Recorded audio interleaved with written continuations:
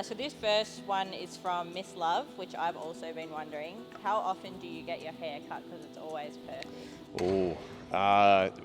Yeah. Ever since I've been shaving my head, it's probably every 2.5 weeks, I reckon. When I first, got the sharp sort of skin fade with the buzz cut on top, the boys said the hairline was tattooed on. So, it's every 2.5 weeks at the moment. That's quite a bit of maintenance. Scott says, it's been a tough season, Weiters. How do you personally get motivated to back up week after week? It must be tough. It's a really good question. For me, there's a sense of pride and commitment to the club and the team to do a job every week. It's something that I want to go out and do my absolute best for the club and to get a win each week and to do it for the boys that I run out with. So that's probably the main thing. From Douglas, who was your footy role model as an up-and-comer, and now is there anyone you try and emulate or learn from?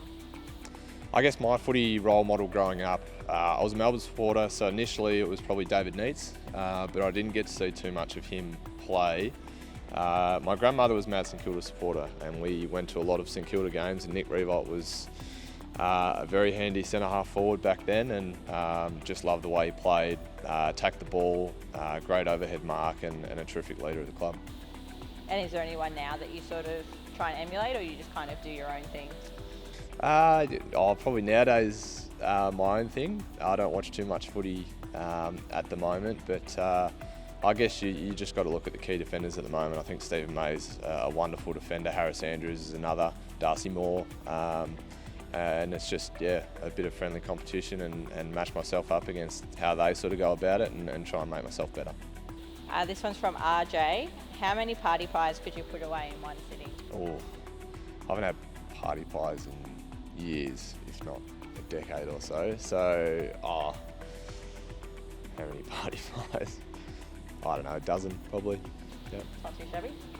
Paddy says, what do you bench press? I think we'll keep that internal. My bench press is low compared to my stature, I'd say. I've had some shoulder issues, but no excuses there. I'll keep that number private. It is over 100, I will say that. Kyle says, what are the top 3 hardest mashups you've had in your career? Top 3 hardest matchups. I think probably Jeremy Cameron, Tom Hawkins, and now they're on the same team. It's kind of good because I only have to play on one of them.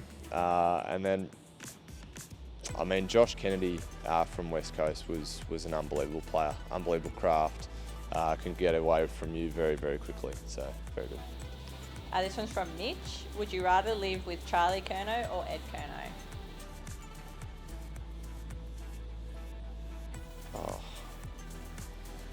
Ed has 3 kids now, so I'm definitely not at that stage. So I'd probably have to say Charlie reluctantly. Big call. What's been your most memorable game through your 150 game career, if you have one? I think a few boys would say this, but round 1 last year was just significant for the boys that had been around the club for a while. We hadn't beaten Richmond, I hadn't beaten Richmond. The Sam Doherty storyline and just the way we won the game as well was a pretty incredible moment. This one's from Pommy in Oz. Would you rather kick the game-winning goal from an angle or spoil on the line to win the game by 1? That's an easy question, I think. Spoil on the line for me. No. Thanks, Weiters. Easy. Thanks, guys.